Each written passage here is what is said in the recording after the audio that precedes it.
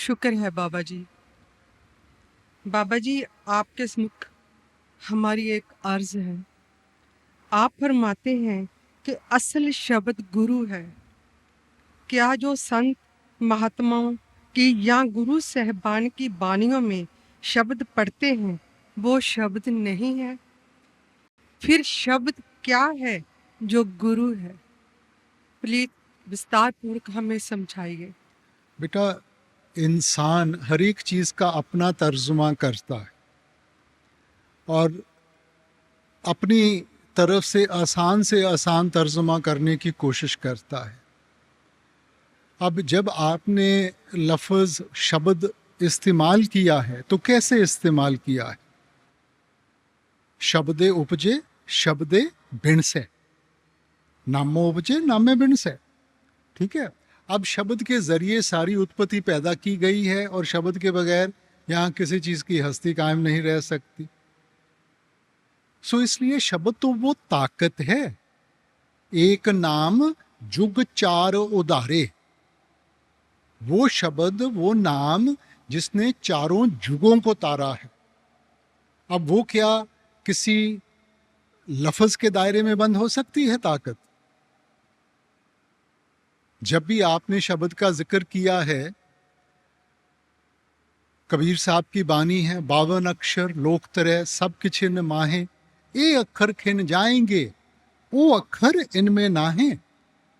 और इसी सोच को आगे ले जाते हुए गुरु घर ने फरमाया था, जिस वक्खर को लैन तू आया, राम नाम संतन घर पाया। सो ये जो अखरी लफ्ज है ना, ये समझाने के लिए इस्तेमाल किए गए हैं,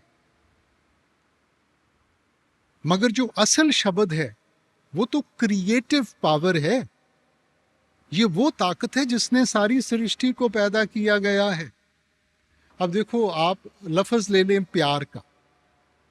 अब जो आखिरी लफ्ज प्यार है और जो प्यार की ताकत है, वो दो अलग अलग चीजें हैं। लफ्जों का सहारा लिया गया उस ताकत को समझाने के लिए, मगर प्यार प्यार कहने से प्यार का एहसास नहीं होगा। अब जैसे घर में बच्चे का जन्म होता है, माँ बाप नामकरण करते हैं, तो जो भी उनको लफ्ज़ अच्छा लगता है वो बच्चे के साथ जोड़ दिया जाता है। अब जब भी उस लफ्ज़ को दोहराएंगे, उसका ताल्लुक बच्चे के साथ है, तो ध्यान बच्चे की तरफ जाता है ना। मगर दिन में माँ ने बच्चे को कई अलग अलग लफ्ज़ों से पुकारना है। अब अलग अलग लफ्ज़ इस्तेमाल करने के साथ उसका और बच्चे का रिश्ता तो नहीं बदल जाता। लफ्ज़ तो इस्तेमाल किया गया उसकी एक हस्ती जोड़ने के लिए। सो वैसे ही बानी में हमने उसको शब्द कह दिया, हिंदू वेदों शास्त्रों ने उसको नाद कह दिया, मुसलमान भाई साहिबान उसको कलमा कह देते हैं, ईसाई धर्म में उसको वर्ड लोगोस कह दिया गया। सो उसी ताकत को हमें समझाने के लिए, बयान करने के लिए लफ्ज़ों का सहारा लिया गया बेटा। मगर हमने तो अपने आप को ताकत के साथ जोड़ना है, किसी लफ्ज़ के साथ नहीं।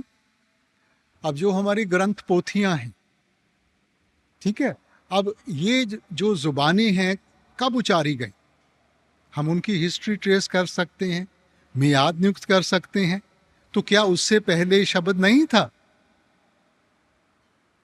शब्द तो वो ताकत है जिसने सृष्टि को बनाया था। सो वो किसी एक जुबान के दायरे में बंद नहीं हो सकती, वो तो इन जुबानों से, सभी चीजों से ऊपर है ना। अब ये जो ग्रंथ पोथियां हैं, ये महापुरुषों ने लिखी, ये उनकी जिंदगी का अनुभव है, उनकी जिंदगी का निचोड़ है। ये अनमोल दौलत आप हमें दे के गए हैं कि हम उनको पढ़ के कुछ सीखें और उसको अपने सामने रख के अपने आप को उसमें ढालने की कोशिश करें। हम उसका एक लिटरल मीनिंग ले लेते हैं कि जी ये कोई खास लफ्ज़ है। चलो, अगर लफ्ज़ भी है तो फिर कौन सा लफ्ज़? ग्रंथ पोथियां तो इतनी लफ्ज़ों के साथ जुड़ी हुई हैं ना। हमने अपने आप को उस एक नाम के साथ जोड़ना है। इसलिए आप कहते हैं इस जग में नाम अलभ है, गुरमुख बसे मन आए। ये वो ताकत है जिसकी पहचान हमें नहीं हो सकती। गुरमुखों की संगत में जाते हैं, वो युक्ति समझाते हैं, उस युक्ति को अपनाएंगे, ध्यान को अंतर्मुख करेंगे, तब हमें उस सच्चे शब्द की पहचान होगी। कबीर साहब की भी बानी सुनते हैं ना, कबीर आधी साख यह कोट ग्रंथ कर जान, नाम सत जग झूठ है, सुरत शब्द पहचान। कि जब सुरत को शब्द के साथ जोड़ेंगे तब उसका एहसास होगा, तब उसकी पहचान होगी। ये कोई अखरी लफ्ज नहीं है। अब ये जो हम पंजाबी जुबान बोलते हैं, कुछ साल पहले तो ये जुबान नहीं थी बेटा। तो क्या इसके पहले कोई मुक्ति नहीं हासिल करता था? किसी को शब्द की पहचान नहीं थी बेटा। सो लफ्ज उचारे गए हैं हमें समझाने के लिए। अब ये शब्द को हम अंग्रेजी में तर्जमा करें, हम इसको वर्ड कहेंगे। तो ईसाई धर्म में भी यही फरमाया गया है, in the beginning was the word and the word was with God and the word was God. शुरू में वो शब्द था, वो शब्द मालिक के पास था, वो शब्द ही मालिक था, शब्द ही मालिक था। And all things were created by it, और सब कुछ उसके जरिए बनाया गया, और इसके बगैर यहां किसी चीज की हस्ती कायम नहीं रह सकती। गुरु घर की बानी में आपने फरमाया, उत्पत परलय शब्दे होवे, शब्दे ही फिर उपत होवे। शब्द वो ताकत है जिसने सृष्टि बनाई है, जिसके बल के ऊपर दुनिया खड़ी है। मालिक अपनी मौज में आके सृष्टि से शब्द को वापस बुला लेगा, सब चीज की हस्ती खत्म हो जाएगी। अपनी मौज में आकर दुनिया को फिर से कायम करना है, शब्द ही फिर उपत हो गए। इसलिए वो ताकत है बेटा, वो क्रिएटिव पावर है, कोई लफ्ज नहीं है।